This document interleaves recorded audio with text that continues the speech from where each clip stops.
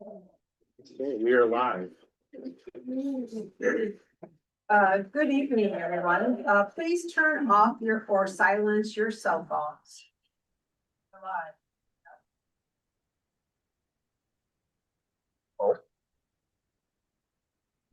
Second. You see why this- We are live, we are live. All right, that should be good now. Okay, all right. So welcome. On behalf of the Door County League of Women Voters, we thank you for taking the time to come and hear the candidates seeking to represent District 9 and District 10 of the Door County Board of Supervisors. My name is Tammy Grossman. I'm a member of the League of Women Voters of Door County, and tonight's.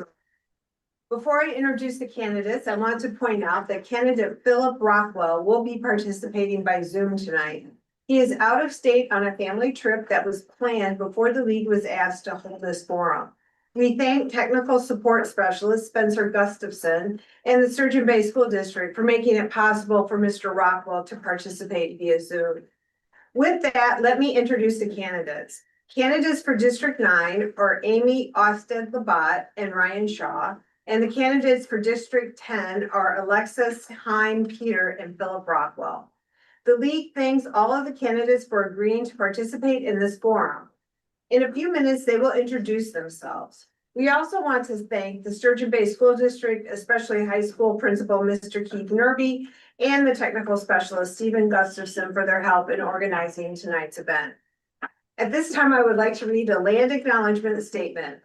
Door County, along with the lands our facilities and parks are located on, is the ancestral homeland of the Menominee Nation. Currently, there are 11 recognized Native American sovereign nations in Wisconsin. We acknowledge these indigenous communities who have stewarded this land throughout the generations and pay respect to their elders past and present. Candidate forums are one part of the Door County League's mission to inform voters about candidates and elections in a civil, unbiased, and nonpartisan manner. The League's forums are not an endorsement of any candidate. The views expressed are solely those of the candidate and not the League of Women Voters of Door County. The League is nonpartisan and never supports or opposes any political party or candidate. However, we are also a political organization dedicated to encouraging and promoting good government through informed, active participation at all levels of our democracy, local, state, and national. More information about the League can be found on our display table outside the library or by visiting our website, League of Women Voters, or LWVDC.org. Tonight's forum is being recorded and will be available as soon as possible on the League Door County website and on the Sturgeon Bay School District webpage.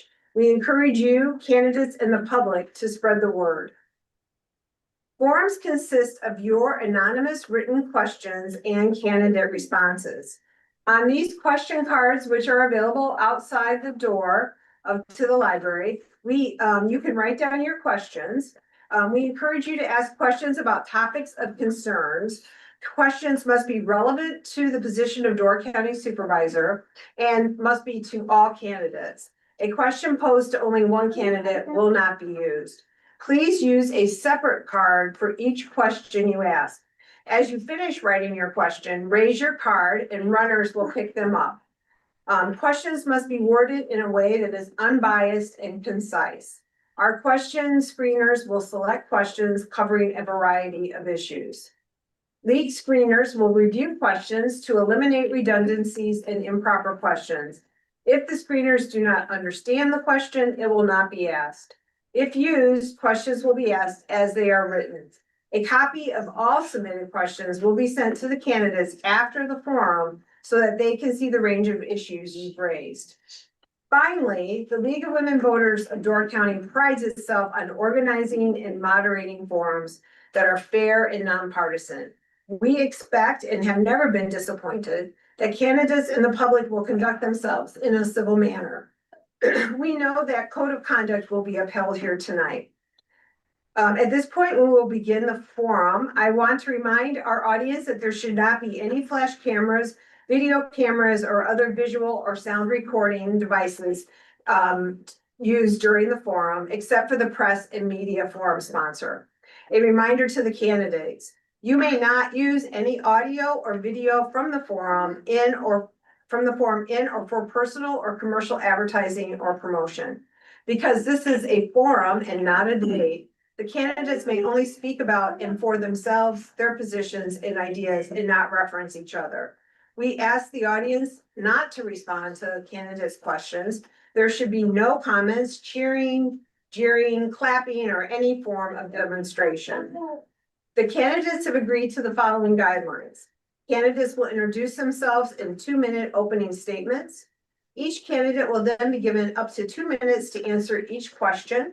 Each question will be posed to all candidates. However, a candidate may decline to answer any question. Each candidate will then have up to 2 minutes for a closing statement. The first speaker was determined by lot, and the order of speaking will then be alternated. Candidates, please note that the timekeepers will signal when you have 30 seconds remaining in your response, and again, when it is time to stop. We ask that you conclude your thought and stop when signal. We will ask questions until approximately 7:45 or until we run out of questions. Candidates will then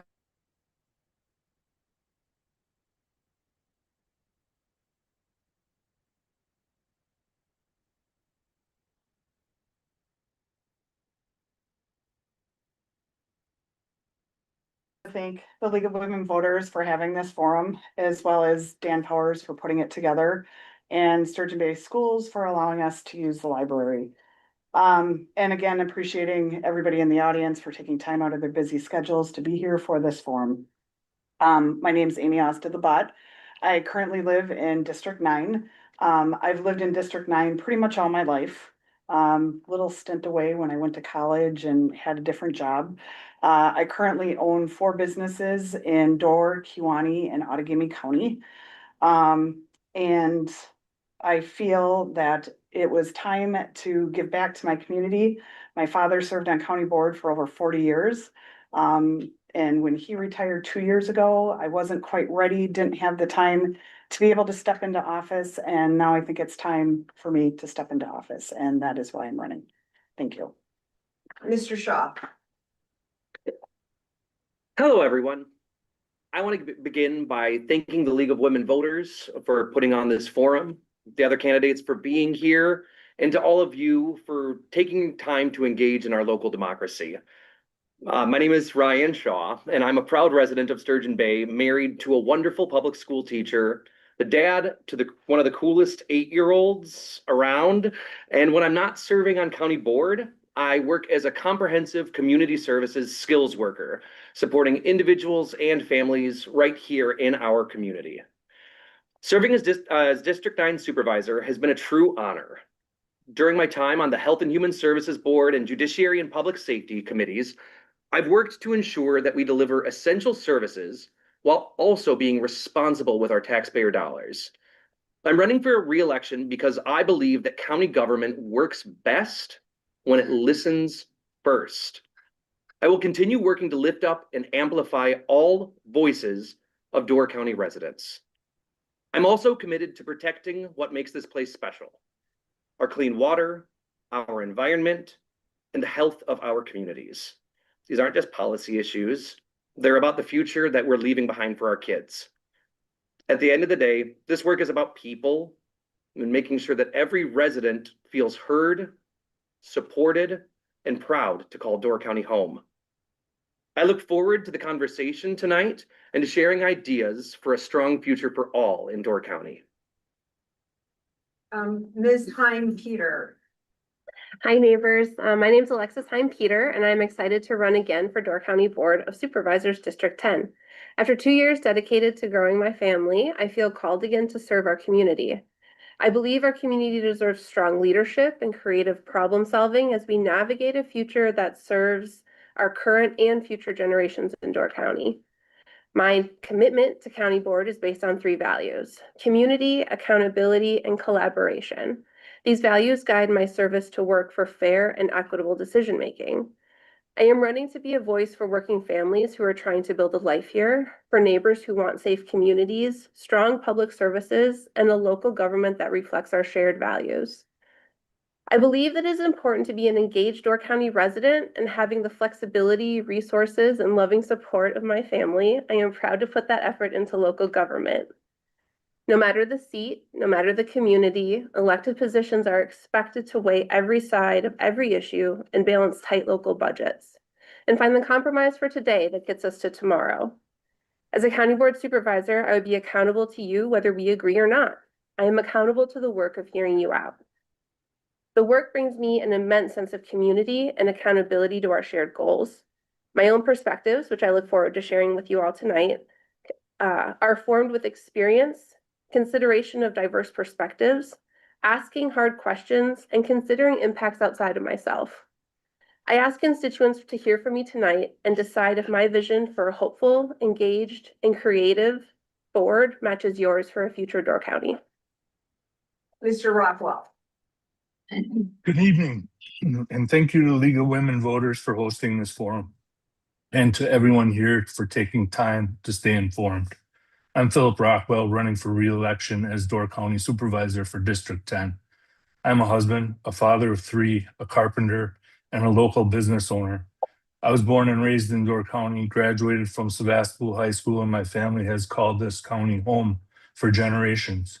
When I was young, my parents owned Esquire dry cleaners, and I spent my summers helping on delivery routes across the county. That's where I started learning the value of hard work and what it meant to serve your neighbors. I've carried that with me through the years in the trades and into running my own business today.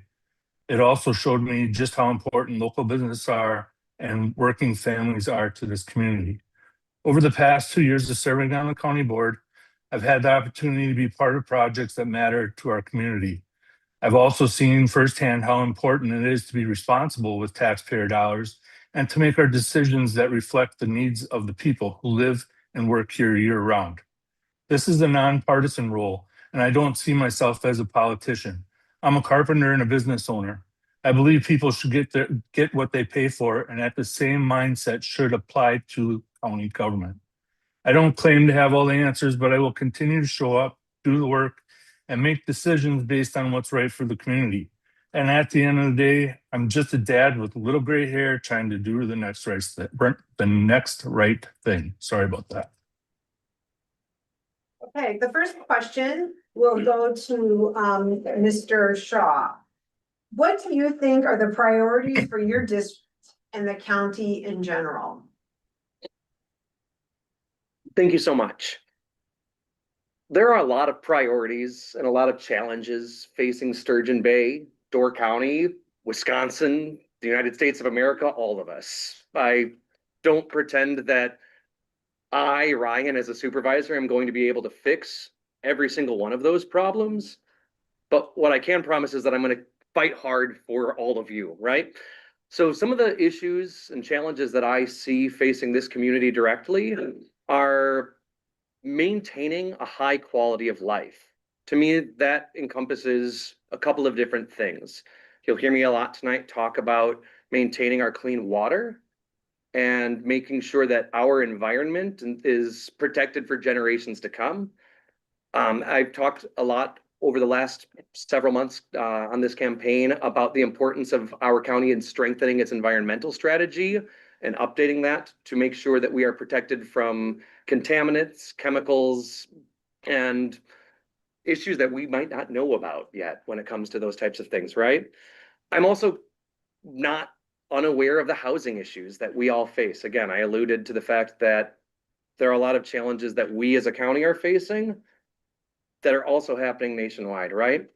So one of the things that I've talked a lot about over this cycle is I believe that we as a county need to connect our housing issues, not being so siloed. Sturgeon Bay has an approach. Egg Harbor has an approach. Sevastopol has an approach, right? So what I'm wanting to do is work collaboratively across the municipalities to work on these problems. So those are a couple of the big issues that I think we face. Thanks. Ms. Hein Peter, what do you think are the priorities for your district and the county in general? Yeah, thank you.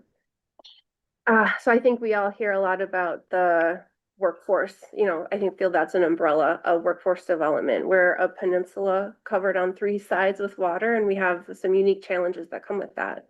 We become pretty self-reliant as a community, though. So when we do things together. And so right now, I feel like one of the priorities for the county should be helping each other.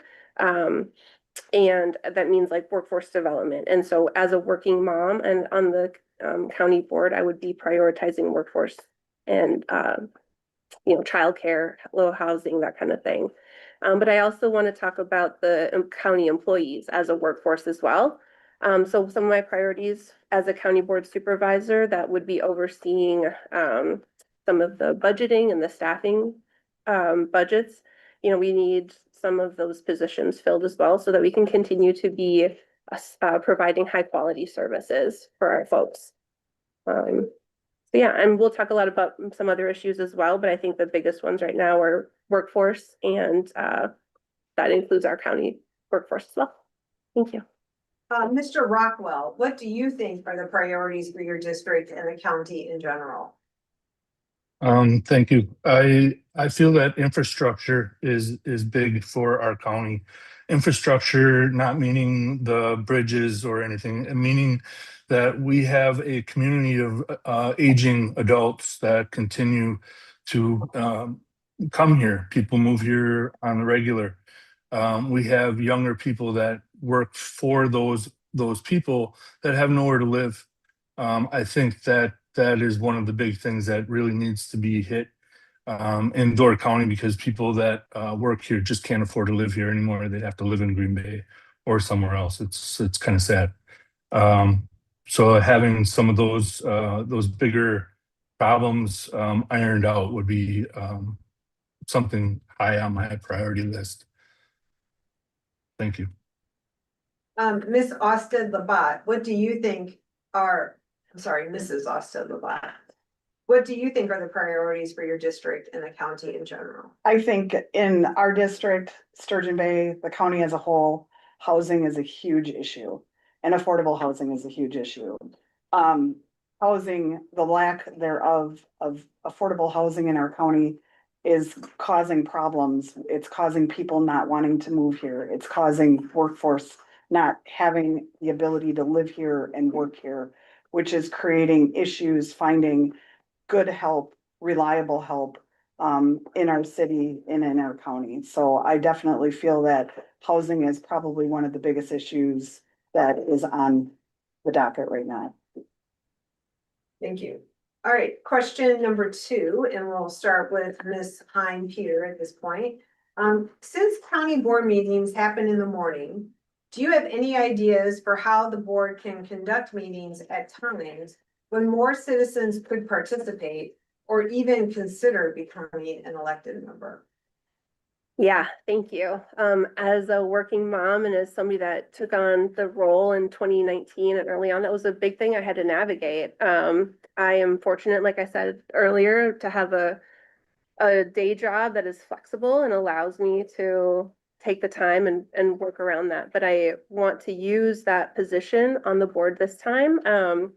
I hope to expand access for other working communities and pull other folks up with me. If elected, I am committed to making board service and attendance accessible and attractive to more working folks.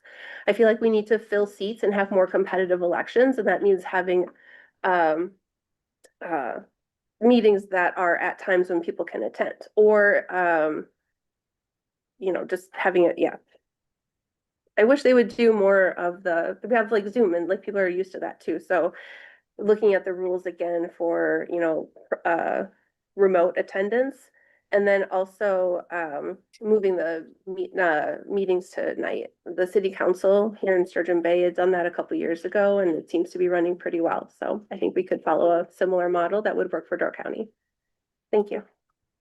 Mr. Rockwell, since county board meetings happen in the morning, do you have any ideas for how the board can conduct meetings at times when more citizens could participate or even consider becoming an elected member? Yes, thank you. I do. Right now we Zoom all of our meetings. but we only record the county board meetings. So none of the committee meetings are recorded. With myself being a supervisor, and I do work also. I don't have the time to sit and watch every one of those meetings myself, so it leaves me with questions also, which I don't think that I should have any of those questions just because of lack of information. So the big thing for me would be to record those and make those available to everybody so that they can see as it happens how the people are reacting and how they're speaking while they're speaking it, because sometimes it just doesn't come out right in the minutes. The minutes don't reflect. The minutes come out a month late. So right now it'd be really nice just to get started with the one thing, and I've already talked to them. They do have the capacity to store all of that, so it's something that's being worked on. It takes time. Thank you. Miss Austin Labat, this is Austin Labat. I'm gonna stop doing it. That's okay. Either one is fine. Since county board meetings happen in the morning, do you have any ideas for how the board can conduct meetings at times when more citizens could participate or even consider becoming an elected member? Well, I think when COVID hit, it changed our world and changed the way we do things, the way we communicate. There are so many more avenues now to be able to participate in forums, in county board and city government all over that I don't think we could in the past. So I definitely think Zoom is an option for people, definitely having the meetings recorded so people can stay in touch. Like I said, there's all forms of communication out there that I think will allow people to be able to participate in county board. And Mr. Shaw, since county board meetings happen in the morning, do you have any ideas for how the board can conduct meetings at times when more citizens could participate or even consider becoming an elected member? Thank you so much. I think a lot of us have, the three people before me were able to address some of the big things that we all are thinking about. To me, one of the areas that we haven't explored enough is shifting the meeting times to an evening. But I don't think it needs to be every single month. It needs to be shifted. I think it would be reasonable that we start with once a quarter. We shift our meetings to the evening. That allows for the people that are attending, because I can speak now after 2 years of serving on the board, there are quite a few people that do attend these meetings. The league does have regular representation there. All of the regular county board meetings are recorded. So there are opportunities. But I think the expansion to find more areas for us to explore is where I think we are lacking. So to me, I think shifting once a quarter to an evening meeting allows a lot of other people to be able to be present. And one of the things that I think is really important that we touched on in the question was how do we get more people stepping up to run for office? And I think things like shifting some of these times and making sure that candidates are aware that zooming into meetings is an acceptable option is something that's really important as we move forward. I think there are, well, of the 21 seats, I believe there are 5 contested elections. That means there's 16 people or 16 districts in this county that don't have contested races. I view contested races as an opportunity for myself as a supervisor or a candidate to improve myself, to make sure that I'm pushing to be the best supervisor I can for all that live here. Thank you so much. Okay, moving on to part number 3, and Mr. Rockwell will be starting with you this time. Should the county government help to increase affordable housing, and how could that be done? The county government and housing. I think the way that the county government should work with housing is best left to the cities or the townships. I think the county needs to be very supportive when it does speak with them about ways on how to do that. I think we can make some rule changes to make it more easily accessible to build our small homes, our tiny homes.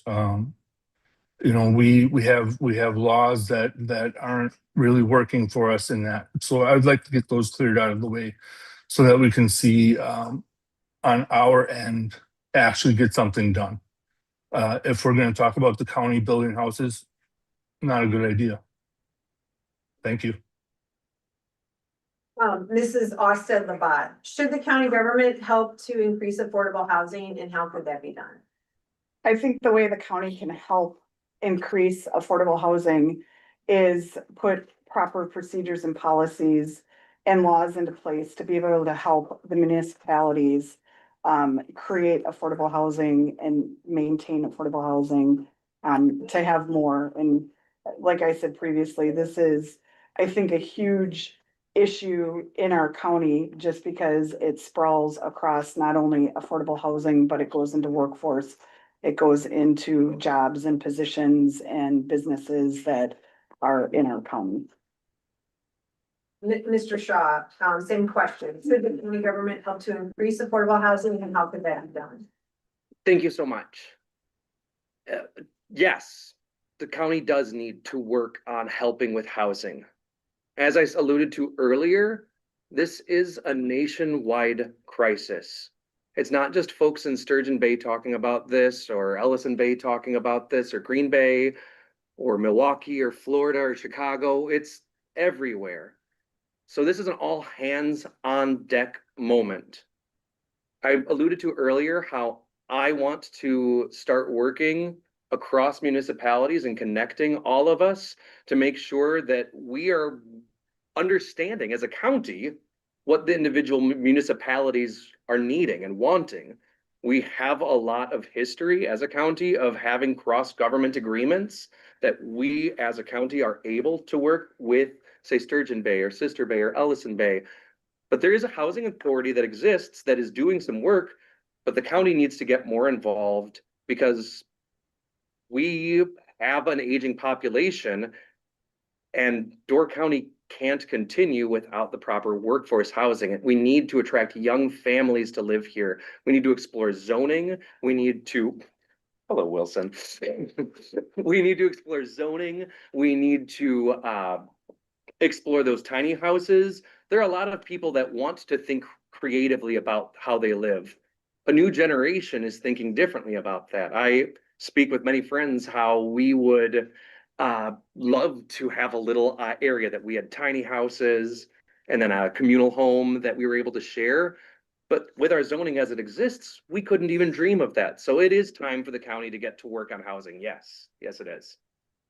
Ms. Hine-Peter, same question. Should the county government help to increase affordable housing? How could that be done? Thank you. Yeah, all of us up here tonight, and I'm sure all of you out there know that workforce housing or housing in general is the issue that the county is facing. The county, when I was on board 2 years ago or a few years ago now, the Shoals project in Northern Gore, we were a partner with that. I think the key role for the county though, because we do have so many people that are working on this and helping be partners with, whether it be the Housing Authority or Destination Door County or DCEDC, all of these partner organizations are recognizing this issue and trying to find their solutions. I think that enough people are trying to invent the wheel, and the county government needs to find a role as a partner, as a supporter, as a conduit for any sort of public funds or tax credits, you know, those sorts of programs. So again, one of my campaign values has been community collaboration and accountability. So that collaboration part here, I think, is really the right role for the government rather than being the driver or trying to come up with their own programs. Thank you. Okay, moving on to question 4, and we'll start with Mrs. Austin. Did Philip answer? He was the first one. Oh, thank you. Sorry, Phil. Little cheat. That's okay. You. Okay, I should not. I'm sorry. Mrs. Austin, what are 2 or 3 core principles you would apply when making decisions and voting on issues before the county board? 2 or 3. One, I guess would be, or I shouldn't say guess, first of all, would be listening to the constituents. And everybody's opinion matters. And I think that's the big thing, to make sure that I'm listening to the voters and taking their opinion with me in the decision making. I think my experience and my knowledge and my background in my businesses, I can also bring forward. And I think that's a big thing that would help in my decision making. Mr. Shaw, what are the 2 or 3 core principles you would apply when making decisions and voting on issues before the county board? Thank you. The first thing that I would say is the most important thing as a representative of the people is making sure that you speak with people, especially about these large issues. So the most important thing to me when there is anything that I'm considering is constituent support. The second thing that I think that is really important for us to think about is the long-term impact of any project. Not just thinking about, oh, is that going to be a win for us right now? Because we've had some of those in the county that if you do that and maybe 5 years later, we're in some regret. So I want to make sure that when we're thinking about these projects, we're thinking about 1, 2, 5, 10, 30 years into the future and making sure that these big projects that we're doing have a big impact for the community. The last thing is that it makes fiscal sense. It's really important. Everyone knows that tax dollars went up this year, and that's something that we're all facing. I'm facing, right? So each dollar that we as supervisors are spending is your dollars.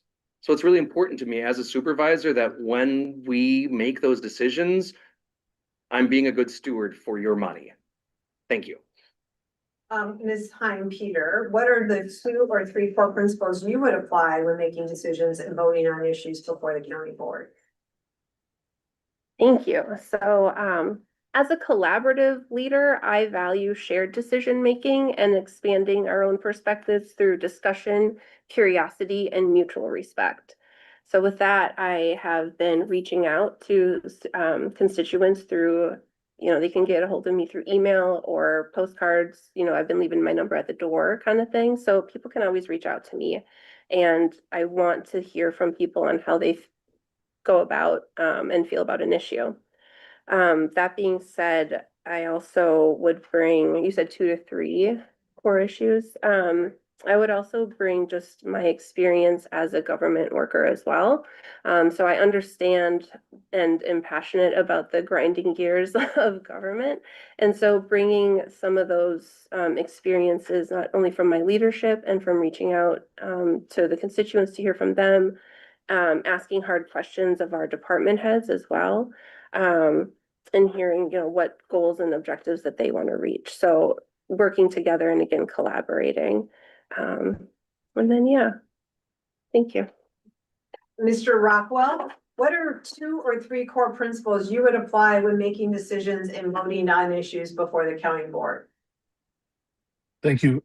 What my biggest thing is to listen. It's always to listen. To have those conversations at the coffee shop, to sit down and actually listen to the older and younger people that have different ideas. I think that communication, talking is huge. When we were my first WCA convention, I was told that I should be a visionary for the county for the next 20 years to see where it's going to be and where it's going to go.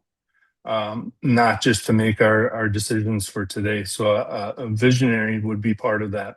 And then the human resources part is the people that work for the county are a bunch of fantastic people. I've stopped at pretty much every office and have thanked all of them for what they do. And I really think that the people of the county could be brought up in a way that they would feel maybe possibly just a little bit better about going to work every day. My mom worked for HHS for 34 years, and I know that she didn't enjoy working there every day of her career, and it could have been a little bit better. So I would like to see that happen. I know that people are feeling missed and not appreciated. So my approaches are always hands-on. So thank you. Thank you. Question number 5, we'll start with Mr. Shaw. Should the county government promote the use of environmentally sound practices in the public and private sectors? And please explain. Thank you so much. Yes, the county should absolutely make sure that it is taking steps to strengthen our environmental strategies. You've all heard me talk about that. That is one of the pillars of why I am running. We live in the most beautiful place in the world, y'all. I feel so lucky to get to live here. I wake up, I cross the bridge as I take my son over to Sawyer School. The sun comes up and I see that water. I mentioned my son and I mentioned the water because those two things are really important to me. I want to make sure that this county is as beautiful for him as it is for all of us. We don't do enough as a county. We have one of the weakest environmental strategies in the state of Wisconsin. We have a karst soil that contaminants seep through, and where do they go? They go directly into our groundwater, which leads to the bay, which leads to the lake, which ultimately I don't want it to, but it eventually will lead back to all of us. So yes, it is really important that we start taking care of this. On top of the water issue, there's also these forever chemicals that are going on, these PFAS that are going on that we don't know what it's going to be. Again, I mentioned my 8-year-old several times. I want to make sure that we are being stewards of this land, to make sure that when he's in his mid-30s and he wants to sit up here, he doesn't have to fight to make sure that our land is being kept clean. I want to leave a legacy behind that we have been good stewards of this land, that we were responsible for this land, that we cared about this land. Thank you. Ms. Hein-Peter, should the county government promote the use of environmentally sound practices in the public and private sectors? And please explain. Thank you. Yes, absolutely. I don't know where to start. I live and breathe environment. So my day job, I work for the Department of Natural Resources.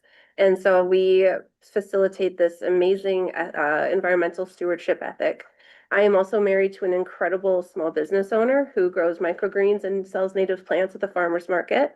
So if you've ever gotten a plant from Grodor County, I think rewilding the county, like that's the mission of his business that he started shortly after COVID. And it's what we live and breathe in our family.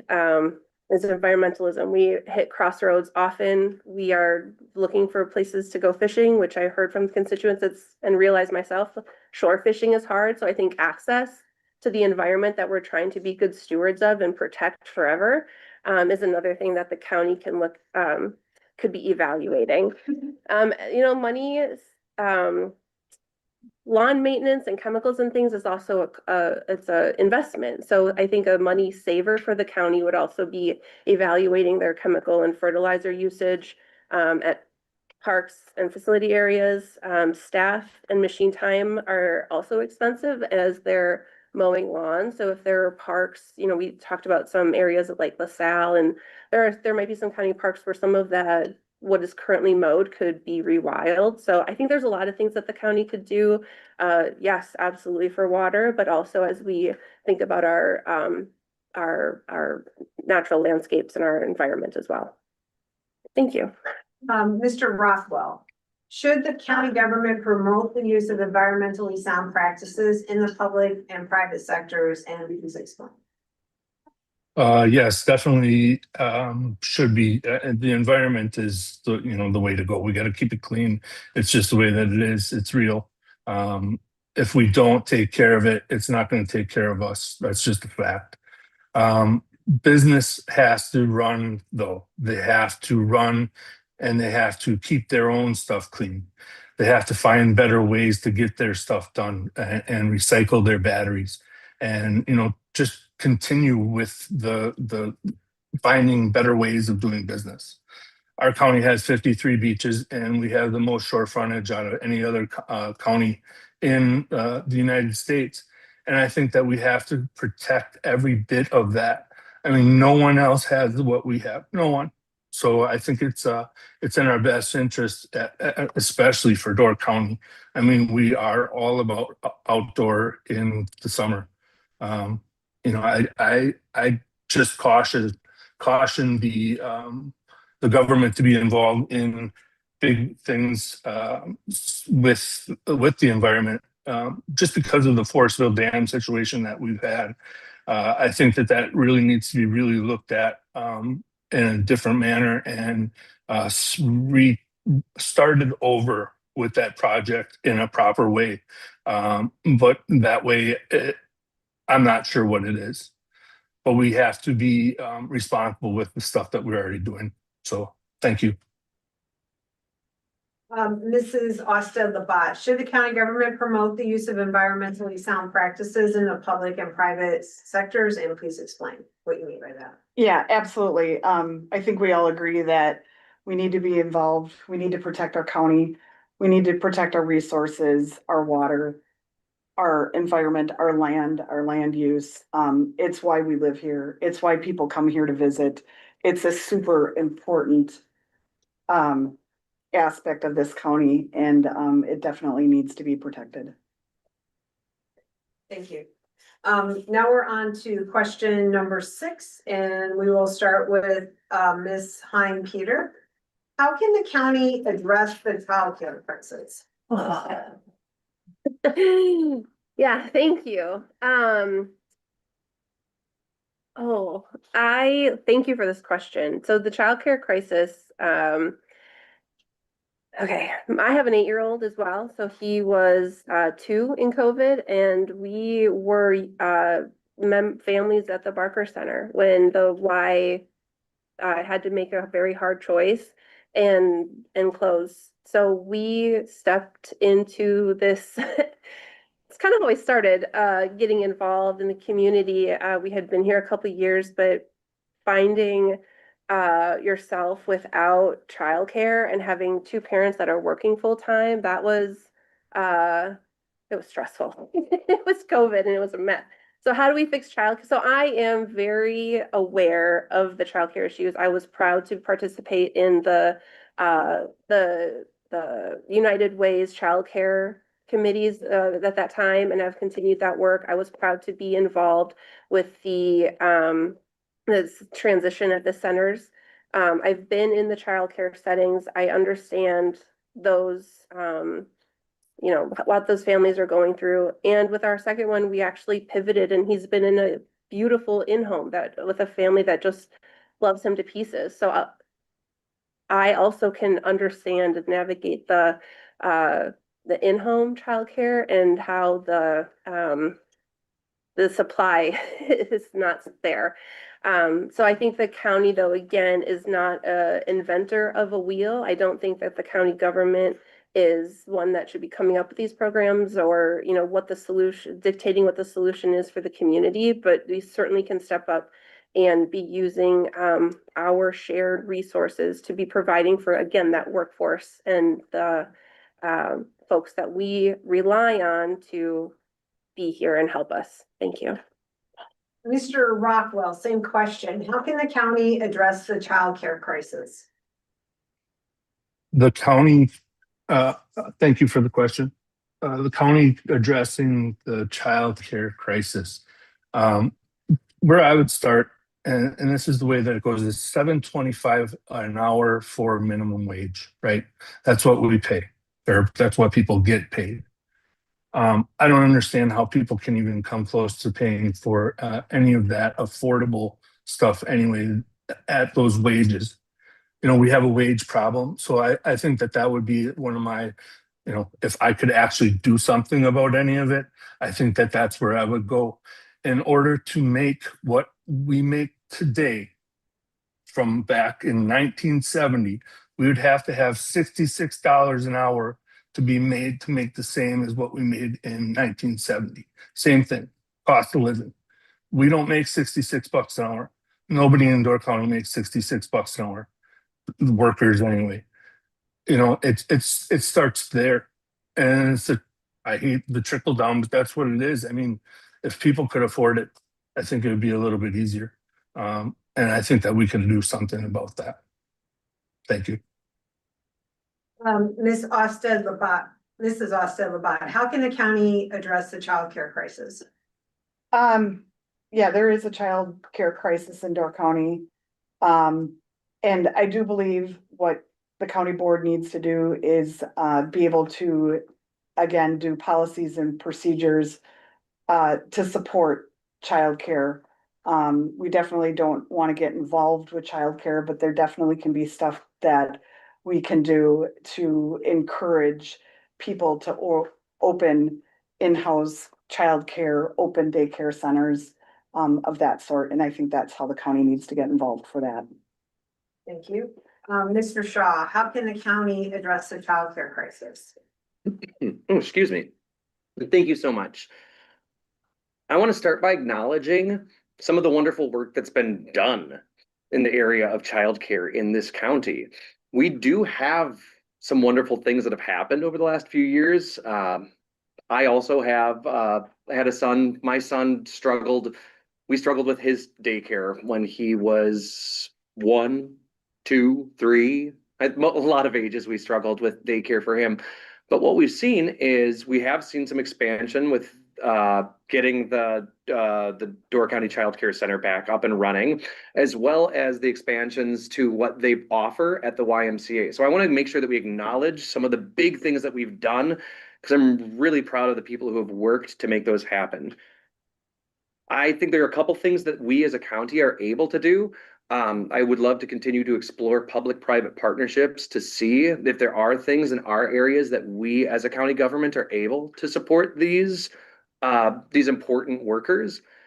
I also think the biggest thing, well, one of the biggest things outside of wages that is keeping people from staying in these jobs is bringing it back to housing. People don't have a place to stay that they can afford while having a job that they're not making much money in. Something's got to give there. We're not going to attract people if they don't have a place to stay. We're also not going to attract them if we can't pay them a fair livable wage. So I think it's important that we continue to explore those things and find ways that we can actually directly help make sure that we get solutions.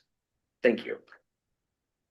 Okay, we're now at question 7, and we'll be starting with Mr. Rockwell. This is kind of a long question. The Door County Museum and Archives currently lacks basic operational space. Offices, workshop for creating and maintaining exhibits, and adequate archival storage. And those needs have gone unresolved despite years of planning with different designs that were all ultimately deemed too costly. With the current plan to rehab the Yonkers building, would you vote to move forward if it meets the county's budget expectations? And if you choose not to support it, what is your plan to ensure that the museum can meet its operational and long-term needs? Thank you for the short question. That was very nice. The museum that's happens to be in my district, so it's one of my things that I watch. I would imagine whoever wrote that question probably knows that I do watch that project. What happens with the museum is they need the space. They need the space for all the stuff that they say they have, which I don't know what it is right now. I don't have a list of that. They never gave me a list, so I'm not really sure as to what that is. But right now, the way that it stands is they have a basement that they use in the library. That what the problem was is that there's too much humidity. That's fine. We can fix that. The building at Yonkers, they had to go through 10 different sets of plans to find one that would build that out. That means 9 other ones didn't want to use that building. So there's something with it. The way that I would fix it is take the $3.5 million project that they had scheduled for the backside, not scheduled, planned for the backside, and attach it to the museum itself. We don't need 2 separate buildings that are going to take. It takes too much manpower. So I just I don't see how that's going to help when there's nobody going to be there. It's just the verbiage, the way that it's coming out right now isn't right. So pay attention to that project, please. Thank you. Mrs. Austin Labat, the Door County Museum and Archives currently lacks basic operational space, offices, workshop for creating and maintaining exhibits, and adequate archival storage. And those needs have gone unresolved despite years of planning with different designs that were all ultimately deemed too costly. With the current plan to rehab the Yonkers building, would you vote to move forward if it meets the county's budget expectation? And if you choose not to support it, what is your plan to ensure the museum can meet its operational and long-term needs? I would 100% support this project. Costs aren't going down. Things aren't getting cheaper. We need to build something and build something now. This is our history. This is about our county. These are records that need to be kept and kept in a safe place. So 100 years from now, we are not losing those records and those valuables. So what needs to be done? I agree with Phil. You don't want to operate two separate buildings. That's just not cost effective. So I would support it, making sure that it is cost effective, but also looking at trying to preserve our history of our county, which I think is very near and dear to every one of our hearts. Mr. Shaw, the Door County Museum and Archives currently lack basic operational space, offices, workshop space for creating and maintaining exhibits, and adequate archival storage. And those needs have gone unresolved despite years of planning with different designs that were all ultimately deemed too costly. With the current plan to rehab the Yonkers building, would you vote to move forward if it meets the county's budget expectations? And if you choose not to support it, what is your plan to ensure the museum can meet its operational and long-term needs? Thank you so much for the question. I'll start with a simple yes. Yes, I would support the museum and archives project. A little backstory, Wisconsin has some really cool history with history. We were, I believe, the fourth historic society. Wisconsin's historic society was the fourth historic society in the country. It's one of the oldest ones in the entire country. And we have a precedent for doing that. So continuing to support history is always going to be important. I'm going to make sure that if I can, yes, I'm going to be a yes vote on that. Obviously, it's important that we make sure that it makes financial sense. This project has been in the works for 7 years, I believe, and the can does keep getting kicked. It's important that we get this project done.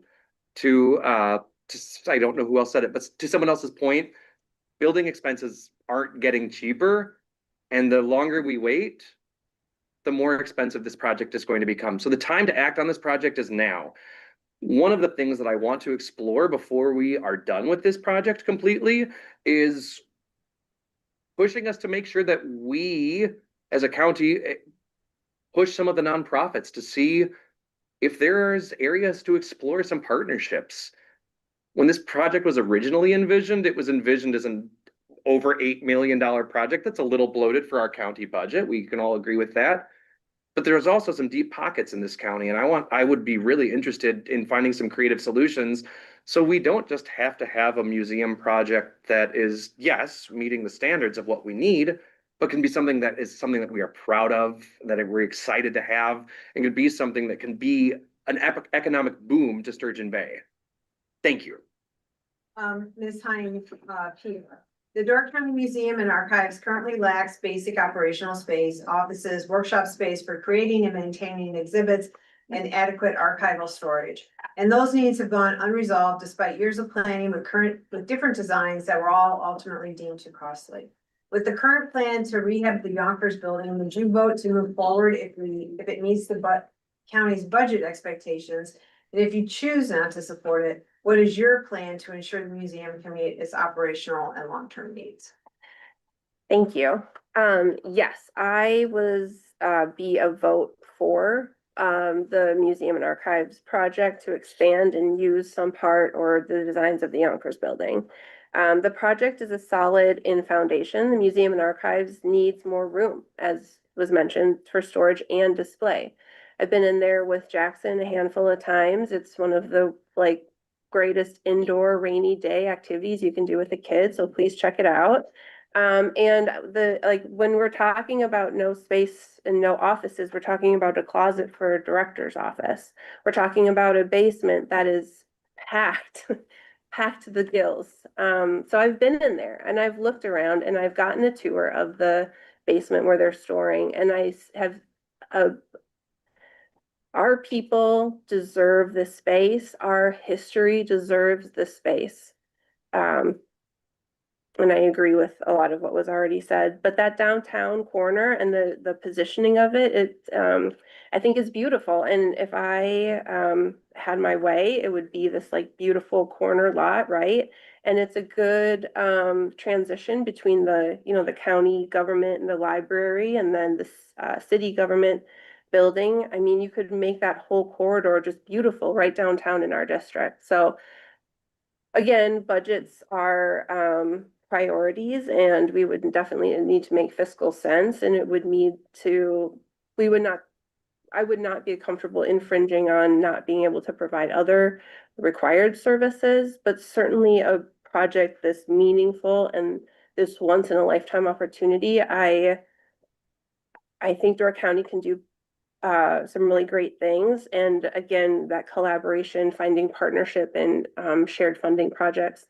The Maritime Museum has found a space as well. So maybe there was some partnership there. Thank you. Mrs. Oster-Labat, question 8, we'll start with you. What other issues should be balanced when considering development? Well, environmental impact, financial. I think we also have to look at development and how much is enough and not too much. We need to balance it. We are a county with pretty much water on all sides. And I think we need to take that into a look when we do that. Mr. Shaw, same question. What other issues should be balanced when considering development? Thank you so much for the question. Yeah, the environment, that absolutely, I mean, I feel like I'm a broken record, y'all, but I do talk about it a lot. The environmental impacts when it comes to any development, to me, is one of the most important places that we have to start. Making sure that it makes sense where it is, how it is, why it is, right? We've had projects that we've had filled in lake beds. We know what happens when that happens. There's issues, right? So I want to make sure that when we're making those kind of decisions with development, again, we're thinking not just about 1 year, 2 years, 5 years, 10 years, 20 years. We have to make sure that we're thinking with a long-term view of things. So that includes the environment, but that also includes the impact that it's going to have. Any development that we have, is it going to be worthwhile to have that there? Do we have the need for that there? So with all of these things, I want to make sure that we're having a broad approach and how I am looking at things. Thank you. Ms. Hein Peter, if you should be balanced when considering development in the county.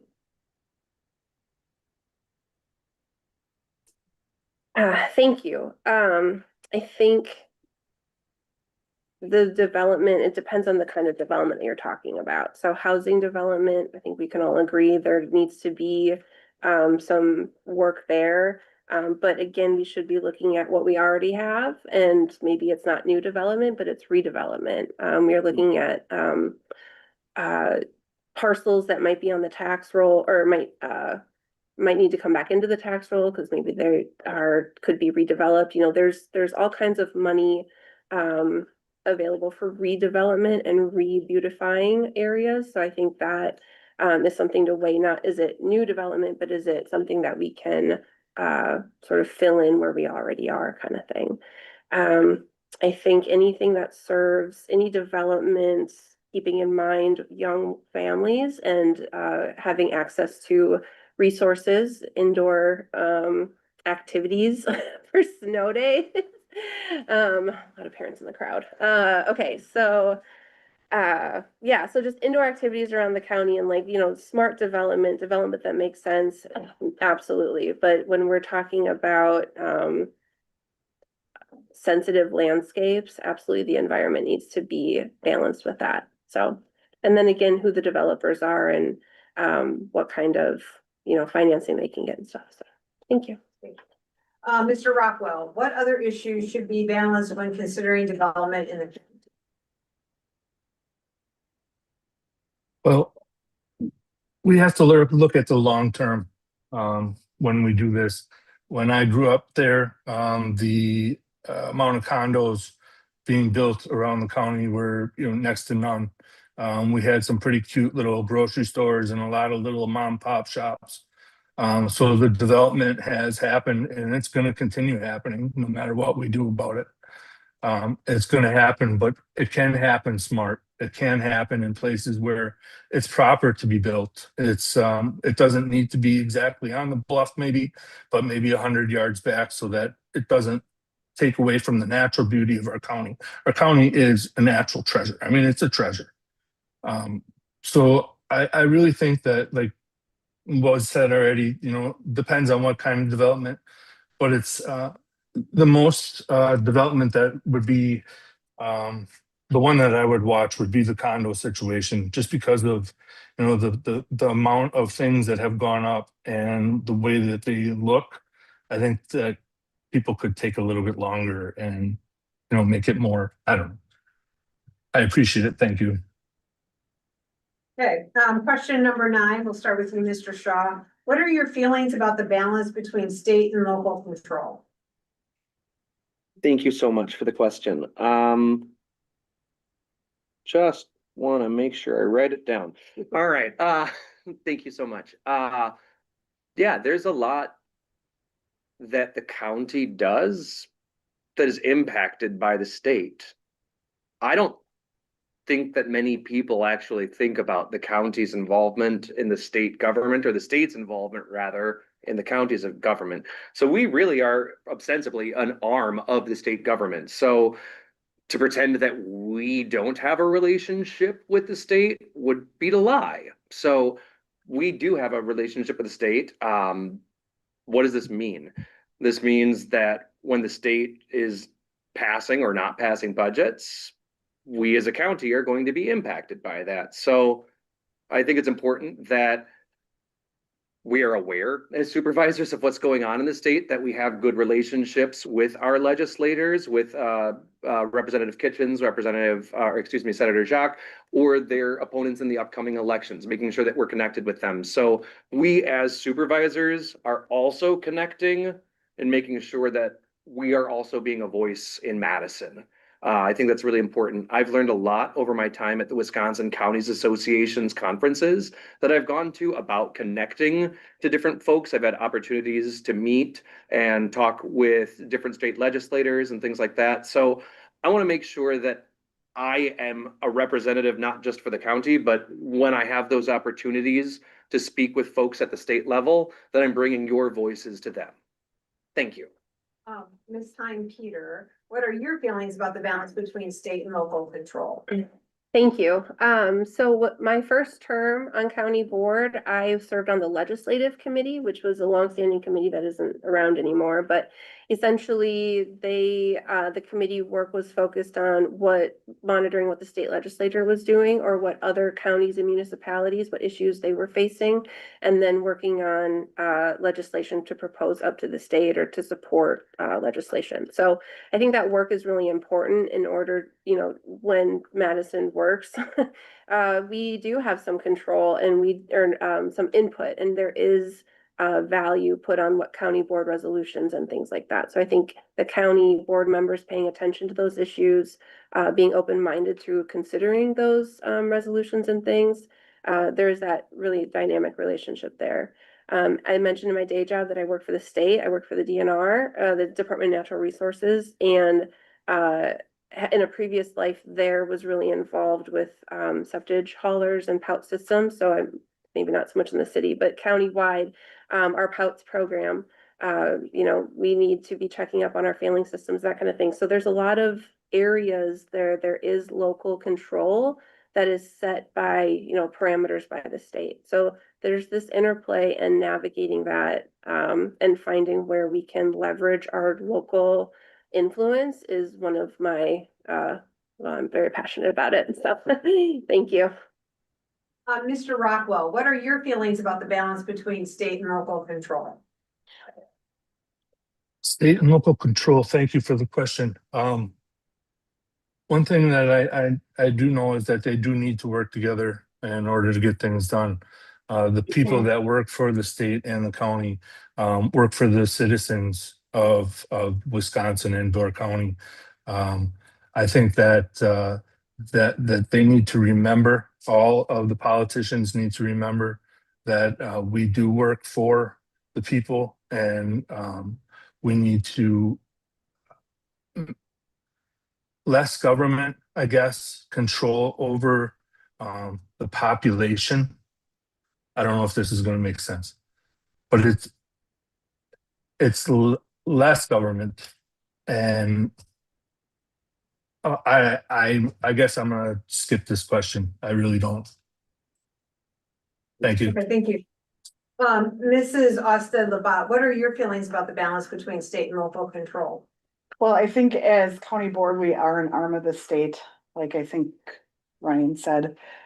So I think being on the county board, it's our duty to be listening to our constituents and making sure that we're taking their concerns and we're voting on the county level about their concerns, but we're also bringing it to the state level. So the state is also aware of the concerns. And I think as a county board, that's what we need to do. Okay, thank you. Candidates, this will be our last question, and we will start with Ms. Hein Peter. What responsibility does a county supervisor have for communication with district residents? Yeah, thank you. I take responsibility of reaching out to residents and hearing from them very seriously. I was fumbling over it earlier, but what I was trying to say is that people, I hope, reach out to me, my email or phone. We've been knocking doors the last couple of weeks and hearing from constituents. If I were to be elected, and I think holding regular coffee clutches would be a great idea. We have some great coffee shops in our district and nearby. Social nights at other establishments, but where people are, I want to meet them there. And sometimes that means kitchen table talks. I had a nice sit down with a constituent the other day. Or we also have, my boys left, but we have a pretty prominent yard on Michigan. So if you see us out working or playing with the boys, it's pretty common for folks to be stopping by, playing in the yard, hanging out. So we have what we call then an open yard policy. So if we're out and about, we're hanging out, please stop by, say hi. The kids do get priority. It's their yard too. But if you want to say hi or have a chat, I think that it's, we have a very open and we want to be talking with people. I think it's a huge responsibility to be communicating. So if there's issues that come up, I also have a Facebook page where I try to post agendas and stuff. So thanks. Mr. Rockwell, what responsibility does a county supervisor have for communication with district residents? Good question. Thank you very much. The responsibility we have is to all of them. I mean, that's why we're there, is because of the people that are our constituents that want us to do what they want, and we need to listen to that. We need to be engaged with them, like was said about coffee shops and sit downs, and we need to have communication. The best way, I think, too, would be to get some of our people that don't come to the meetings and don't listen to the meetings or don't watch the meetings to start doing that.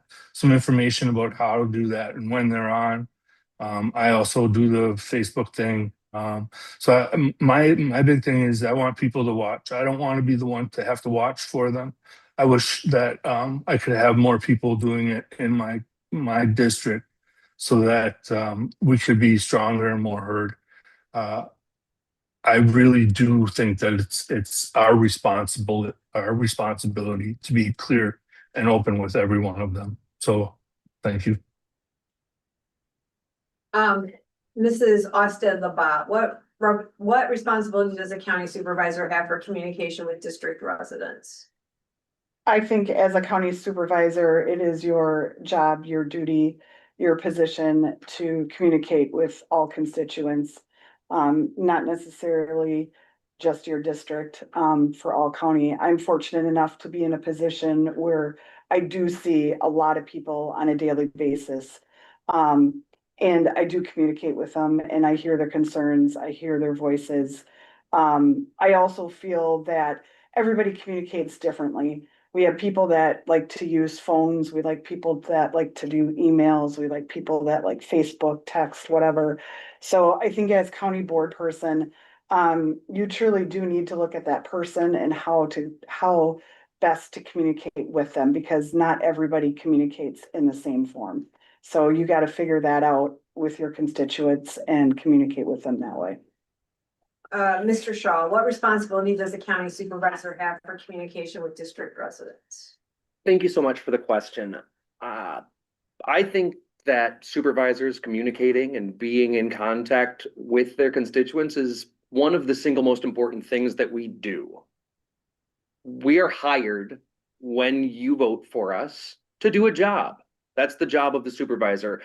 You say, I want this person to serve.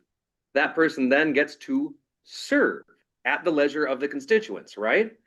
So I think that's one of the most single important things that supervisors can do. I also view the constituents as one of the arms of government. They're not just a passive player in government, they're part of it. We've had some wonderful things that have happened because of constituents in this community, the Steel Bridge being one of them. So constituents are of utmost importance. Now, some of the basics, what it comes down to, yes, I like to make sure I check my emails each week. I email folks back. I make sure I'm available on my phone to talk to people. I love to talk to my constituents. One of my favorite things is when constituents have things that they're excited to talk about, and I go, can we stop this on the phone or can we stop this by email?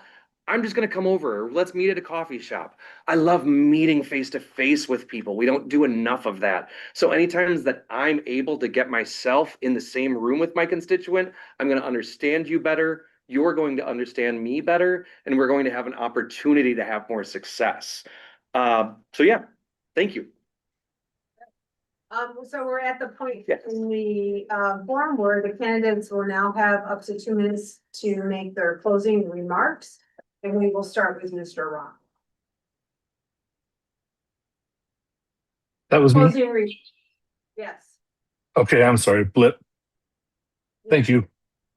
Thank you to the League of Women Voters and to everyone here tonight. This election isn't about politics, it's about people. It's about the families, small business, and taxpayers who expect their money to be used wisely.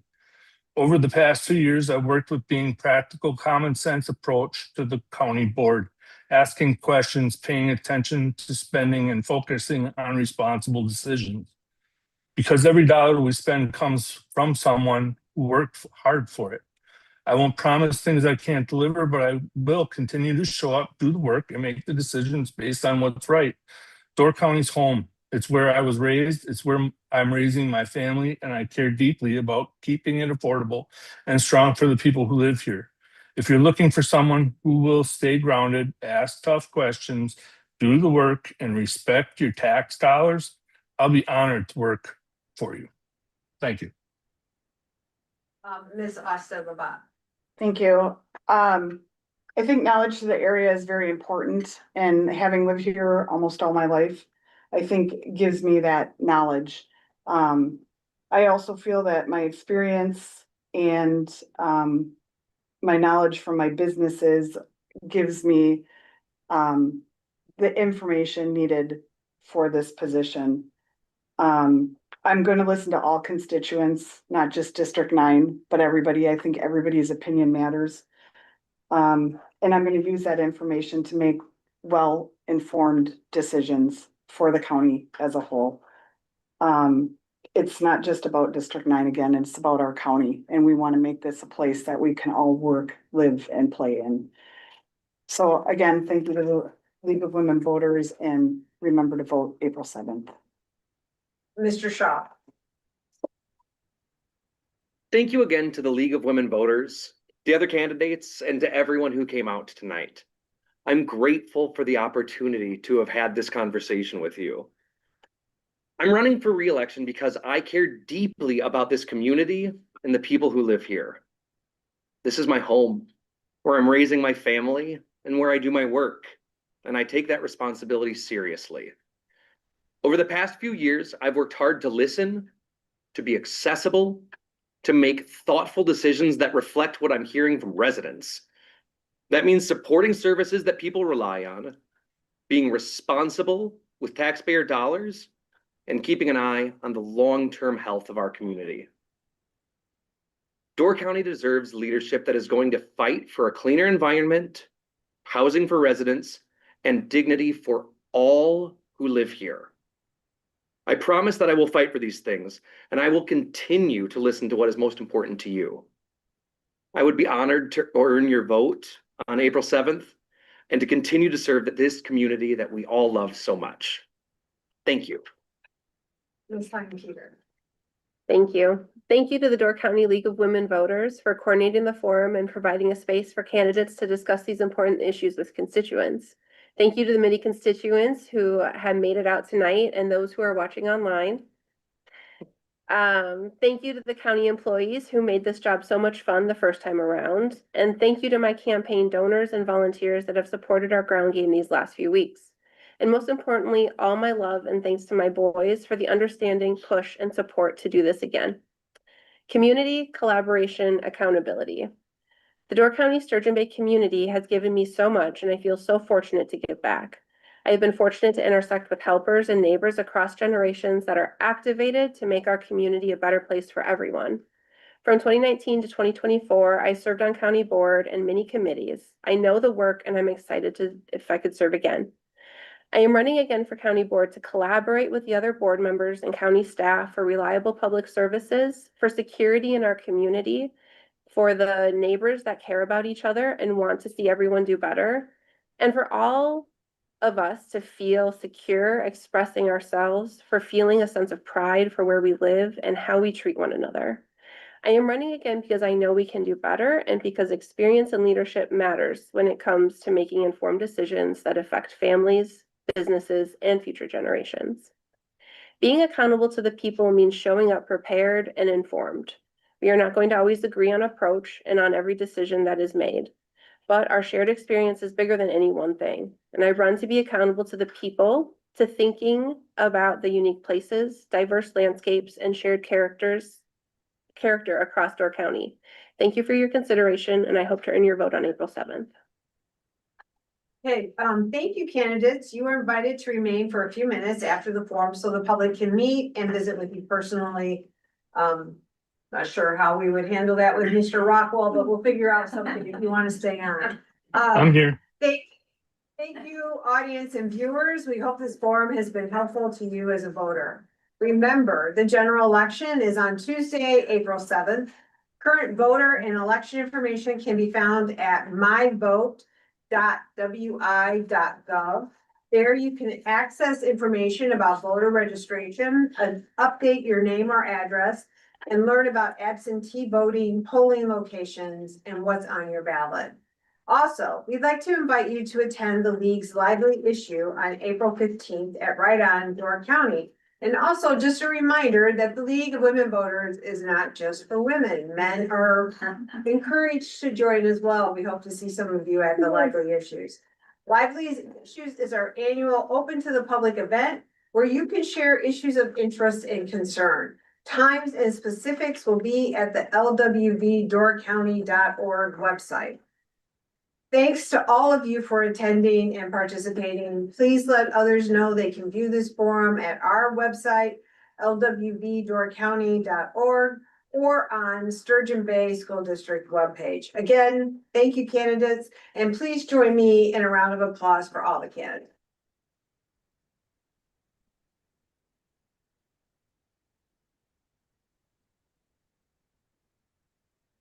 If anyone wants to speak to Mr. Rockwell, please, Mr. Gustafson, maybe we can make that